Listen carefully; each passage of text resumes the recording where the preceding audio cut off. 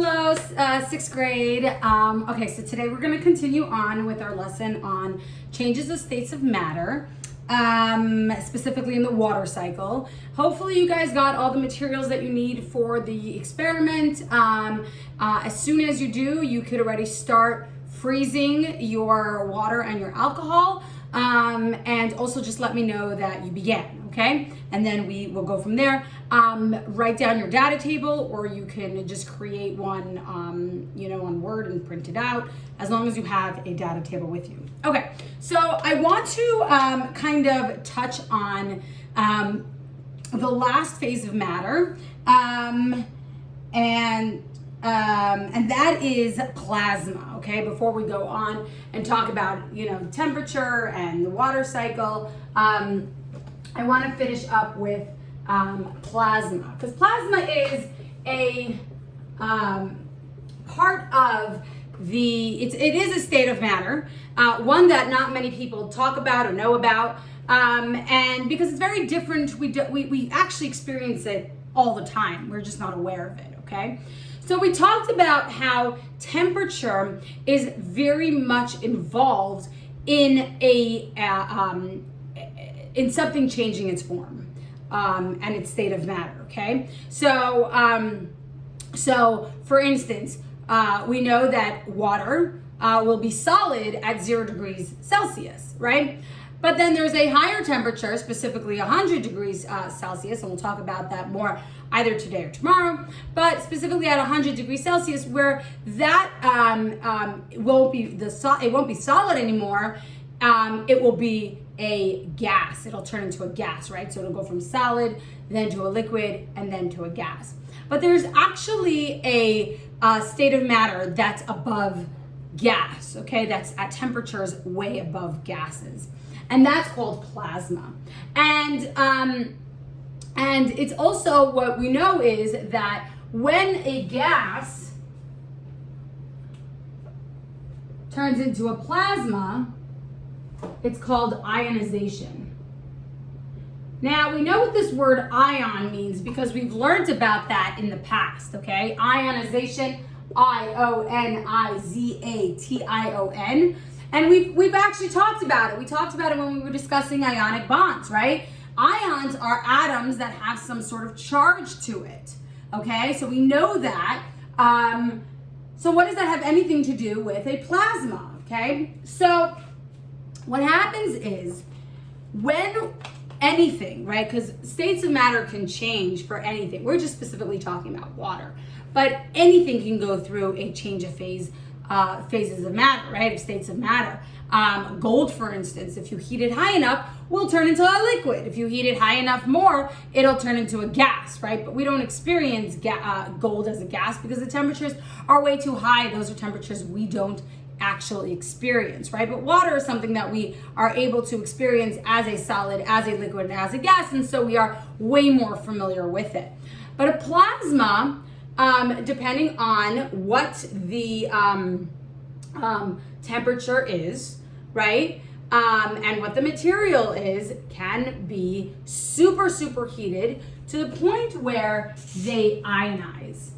So when we talk about ionizing, that means that they're atoms that have a charge.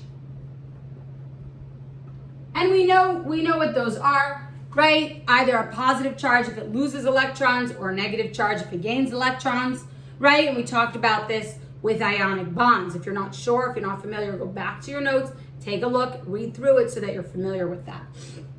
Well, what happens is, so we have a bunch of atoms, right? Some are going to be positive, some are going to be negative, some are positive, some are negative, some are positive, right? But when we have these negative charges, right, the reason why some are going to be positive and some are going to be negative, well, it's because what's happening is that the atoms are so heated. We're talking, it depends, which one. Some atoms, like for instance mercury, doesn't need to be heated all that much. It actually just needs a little bit of heat, and then it can do this.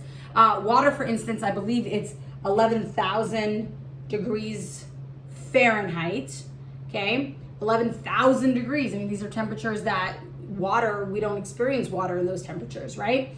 But if it gets that high, then what happens is the electrons are going to start being pulled off of the atoms. So now we have atoms that have so many, that have more protons than electrons. And then we have these free-flowing electrons, right? We have electrons kind of all over the place. And when you have a free flow of electrons, so when you have free flow of electrons, what do you have? Oh, we have electricity. We have electricity, right? Electricity, what is that? It's the free flow of electrons that allows for energy to move, right? For energy to be produced. So when we have this flow of electron, and it's a lot more complicated than just energy just being produced, but we're not going to get too much into that. You'll learn more about that in 8th grade. But just to kind of understand this concept, right? Because we have these positive charges and these negative charges, we're going to have this flow, right? Because the negative, the electrons, are going to want to flow towards the positive, right? And that's going to produce this energy known as electricity, okay? Now, you've experienced plasma, okay? Even though these temperatures are super, super, super high that we talk about, sometimes it is and sometimes it's not, depending on the material, right? Like mercury, like I just said, mercury it actually has a really low threshold to become ionized, right? But what happens is electricity is generated and this plasma now allows, right, this state over here where you have these flow of positive charged atoms and electrons kind of flowing together, that's your plasma. And then electricity is produced from that plasma. So an example of a plasma would be lightning, right? Lightning, what happens is that it's superheated in the atmosphere, and from just the movement of whatever's happening there, right? We know that temperature increases when you have an increase in movement of particles. And so we have this really, really, really fast movement going on, and then these electrons are going to be pulled off of their atoms. And when electrons are pulled off of their atoms, they are going to produce this gradient of positive and negative charges, right? The difference of this positive and negative charges, which means that these electrons are going to want to flow toward the protons, right? Because you have, or to these positive charged atoms, because you have this attraction between them. And what's going to happen is when that actually happens, electricity is going to be produced. Electricity is going to be able to now run through this because the flow of electrons means that electricity can now be generated. And when that happens, you have the production of lightning.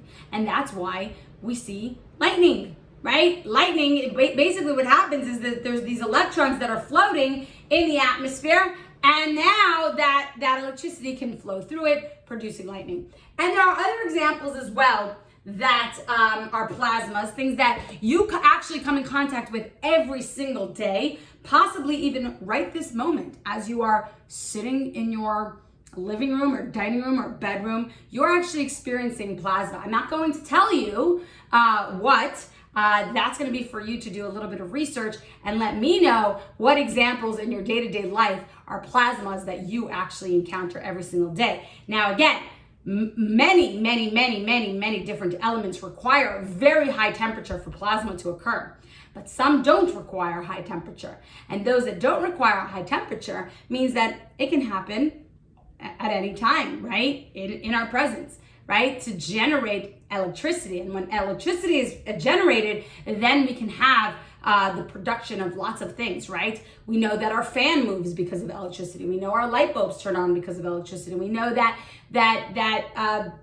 anything, right? We have various different forms of electricity happening, right? And so electricity doesn't just generate from a plasma. We can generate electricity through other means, right? But just in your house specifically, I want you, or in your day-to-day life, I want you to give me an example of what is generated, what electricity is generated through a plasma that you encounter every single day. All right, I hope that makes sense to you. I'm going to write it on the Google form anyway, so you'll be able to see it in writing. And if you have any questions, then I will talk to you later, and you can ask me then. Have a wonderful day, guys.